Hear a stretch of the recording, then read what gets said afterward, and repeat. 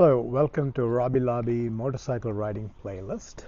I got into motorcycle riding in US 20 plus years ago and then got back into it a couple of years ago. Now, riding motorcycles in US is almost exclusively a recreational activity with a few people commuting. That contrasts with India or South Asia where commuting is the main use of motorcycles with a few using it for recreational activity. So because of that, the volume of motorcycles in US when compared to automobiles, cars is very small. So it's almost considered a relatively rare and exclusive hobby. So, but what we lack in volume over here, we more than compensate with variety.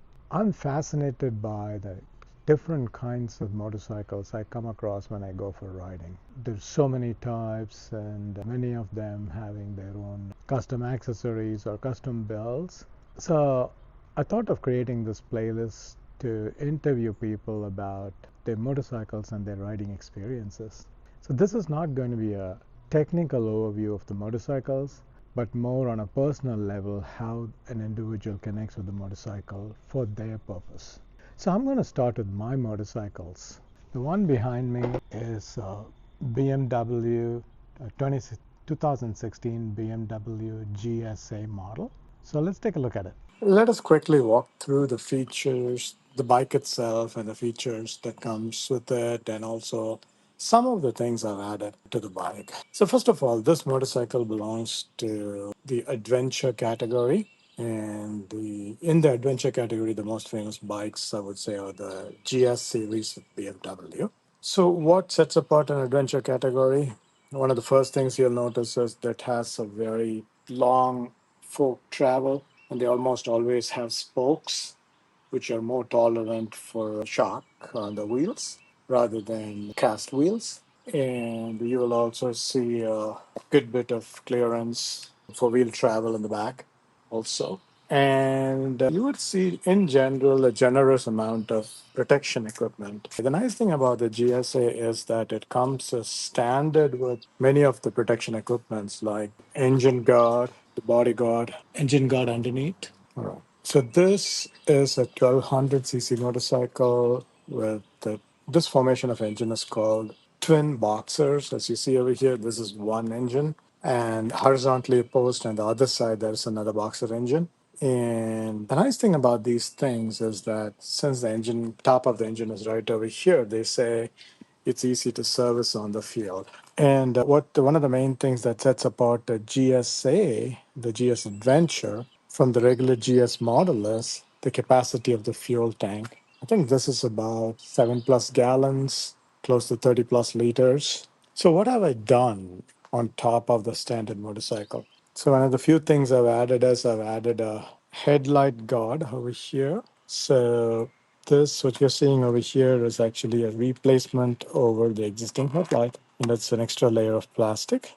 But this also came with this yellow reflectors, which shines up really well during daylight, just to increase your overall visibility. And I went on a long trip last year, early January, and one of the things that I felt was, even though I was well protected with the clothing, the hand, even with heated gloves, still it became really cold. So I bought this hand protectors, as you can see over here, and these are working really well. They're fairly easy to install. And on top of that, I've embraced the quad lock systems. This is a unit that comes with a charger, which is very handy for long duration rides. Because even though this motorcycle has a GPS unit, but still we use phones for most of the navigation, so it makes sense. Also mounted a very simple quad lock just in case if I want to get some footage of the ride. Also have a tank mount. This is a mount for a tank bag. I have another motorcycle, so I just swap the bags between the motorcycles that carries some essential items like my earplugs. Other than that, I just bought a lot of inexpensive comfort factors like this pad over here so that your knees do not slip. And I bought a lot of these plugs. Like usually these things will be exposed as a whole. This part over here, and these things. So I just bought some inexpensive plugs for that. And I also installed battery tender, which directly connects to the battery contacts inside so that I can charge if I not use a motorcycle for a prolonged time. And also added a foot peg for long distance traveling. And this is something I still haven't figured out what is the right place to place it. It works over here, but I might have to move it around to see if there's a better place for the feet. Other than that, I have not added much. This motorcycle came with, I bought it used and it came with Touretech panniers, which are really good, solid, well made. But however, the visibility was a little low, so I bought this reflector tapes and stuck onto that. And I also bought these straps to carry around. And perhaps the last thing is I bought some this mesh seats to cool your rear end during long rides by creating airflow, opportunity for airflow. And that's about it. And while riding, I usually don't put the pannier on the right hand side. Part of the reason is it's easier for me to pull them out of the garage. So I just have the top case. My helmet fits in really well in that, and I have a side case in which I put on my work laptop. Okay. So as you can see, this is a very good looking motorcycle. So let's quickly start and hear the sounds.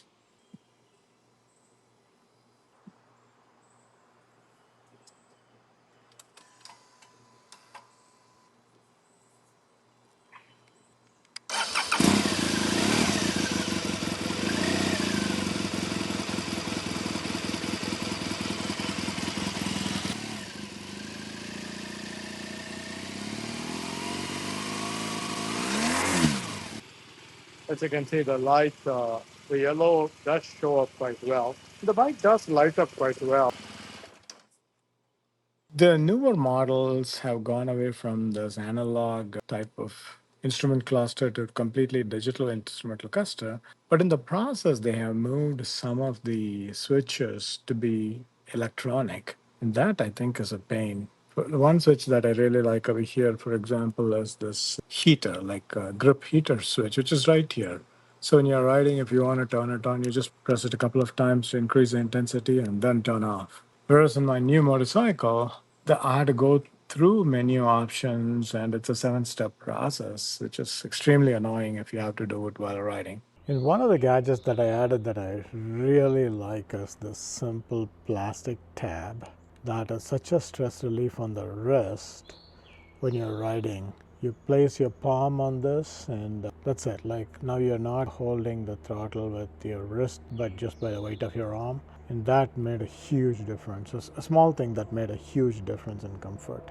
So this motorcycle is actually a shortened version. So the height is reduced and that makes a big difference for me because I'm 5'9". The seat height is about more than an inch or so, about 1.5 inches so shorter than the standard height. So this helps me with, so when I mount it, I can have both my feet firmly on the ground, and that is incredibly helpful, especially in commuting when I have to keep both my feet down. So that's pretty much about my motorcycle. And as I said, I bought it used and it came with the handlebar risers. As you see over here, these are handlebar risers which rise the handlebar by about 1.5 inches. So I had it removed, then I put it back because when I stand up on the motorcycle, the risers are a lot more comfortable while riding standing up. And one of the main reasons I bought this motorcycle is because of the shaft drive. So BMWs, there are series of motorcycles that come with shaft drive, as you can see over here. This whole unit contains a shaft that drives the wheel, so you don't have any chain. So no chain to maintain, so one less thing to worry about. That's about it. And so some of the things that I enjoy, this being an older version, is that the easy access to the navigator menu.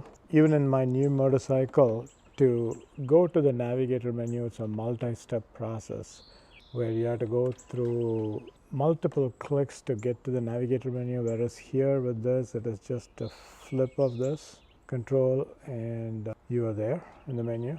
And you can cycle through various menu options. I'm not going to go through all of them, but my favorite is this. I'm almost always riding with. This is a setting where you can bring critical parameters of interest to you.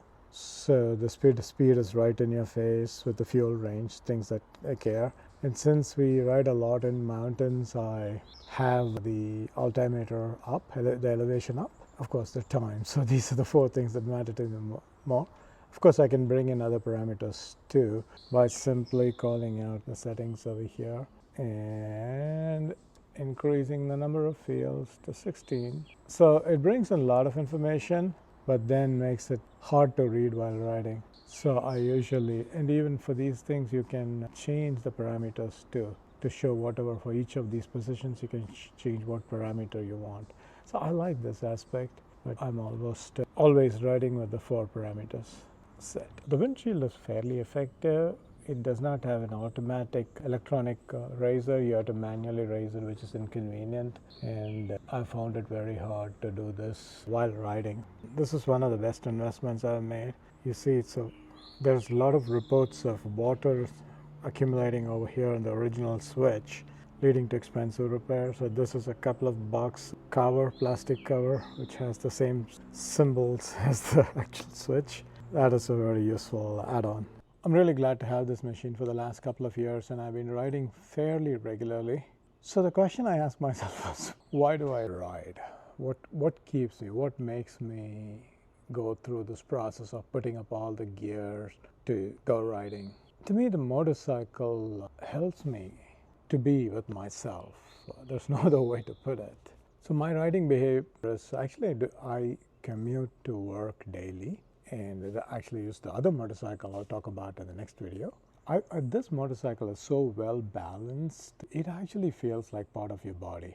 Initially, I was intimidated when I got this one because it's 3 or 4 times bigger in engine capacity than anything I'd ridden before. So I was petrified, to be honest. But thanks to some friends who encouraged me to get in and get through some learning courses, I'm glad I did this and did not buy something in between, because now I find it so naturally fit to me, and I just enjoy it. You do not feel the weight at all. And one of the nice things is the center of gravity is fairly low, so you don't feel the weight as much. But riding as an experience, it helps you to connect with yourself. You are with the element, and when you're riding, your body actually moves with the road. You just feel connected with everything around you. It clears your mind. It's almost like taking antidepressants or whatnot. So it's an exhilarating experience and something I look forward to. In fact, one of the reasons I commute is I just go to work almost every day, even though I don't have to. My work only mandates 2 days a week. But I go because just the joy of riding those 8 or 10 miles in the morning gives me a fun feeling. And not just that, the second aspect is I've come to know a lot of people, people, great friends we ride together with. And these are the people who did not exist in my circle even 2-3 years ago. And everybody has a story, everybody. So we go on trips, and it is such a communal feeling. It lifts you up. It exposes you to new avenues which you haven't thought about before. So motorcycle is actually a social vehicle to get you connected with folks who are like-minded folks. One thing that does come up is safety aspect of it, especially in the US, because it's a recreation vehicle. So a couple of contrasting things there. The speeds in highways are quite high, so you do want a vehicle where you can be ahead of the traffic all the time. And in that way, vehicles of this class they really stand out. Like even when it comes to ability to zoom past traffic and be ahead, I think this vehicle can go 0 to 60 in less than 3 seconds if you want. So that gives you a lot of comfort to be ahead of traffic, and also it can easily sustain speeds 80-90 miles per hour without any kind of discomfort or lack of balance. So you do want a decent, powerful vehicle, but it is just the sheer joy of one, connecting with the elements, connecting with yourself. So when you're riding, especially in the mountain areas and all, it's you smell it, you feel it in the body. The wind, you feel it in yourself. So in a way, I think in this protected environment where we live in, we have lost the feel of all those things, because we move from air-conditioned home to air-conditioned car to air-conditioned offices. So we have very little opportunity to connect with the elements, to feel the heat, to feel the wind, to feel the rain. And in a way, the motorcycle gives me opportunity to go back and experience those things. and discover the inner child in yourself. All right, see you in the next episode. But one last thing, even though for a lot of people, motorcycle is a weekend thing, but I made it a point to connect with my other habits so that it is something that I get to do almost daily. So what I do is I use this motorcycle on a daily basis to go to my other passion, that is tennis. I play tennis almost 4 or 5 times a week, I mean. And about half the time I had to go to courts that are usually 5-10 miles away. So I take my motorcycle to go to tennis, and this is how I load my motorcycle, my tennis kit. This is my tennis bag, so I just keep it on this back seat, and I have invested in this bungee net. So what I do is I mount essentially to this motorcycle. So I mount it on this pannier frame, then again just reverse it over here, and that's about it. It's pretty sturdy, and it comes with me all the time. So this is it. So this gives me an opportunity to ride almost every day. So even though I'm going for tennis, I do make sure that I wear all the protection. I truly believe in wearing all the gear all the time, even though it takes a few more minutes to get in. And that's it. All right, I hope I can make more videos, and if this is useful to you, watch out this channel.